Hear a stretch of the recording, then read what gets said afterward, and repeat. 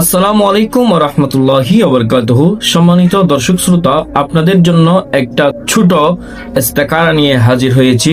আপনারা সর্বপ্রথম একটা কাচের গ্লাস নেবেন। ওই গ্লাসের মধ্যে আপনারা হালকা লবণ অর্থাৎ 1 চিমটি অথবা 1 চামচ লবণ দিবেন। এরপরে আপনারা একটা লং নেবেন, ফুল যেটার উপর ফুল আছে ওইরকম একটা লং নেবেন।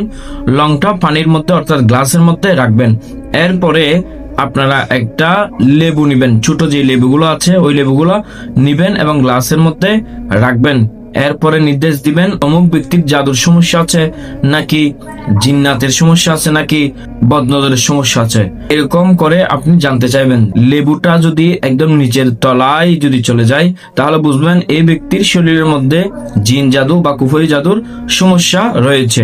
আর যদি এই লেবুটা মাঝখান বরাবর থাকে তাহলে এই ব্যক্তির মানুষের বদনজরের সমস্যা রয়েছে। আর যদি লেবুটা উপরে ভেসে থাকে, যেটা লেবুর খাইসিয়ত, তাহলে বুঝবেন ওই ব্যক্তির কোনো সমস্যা নেই।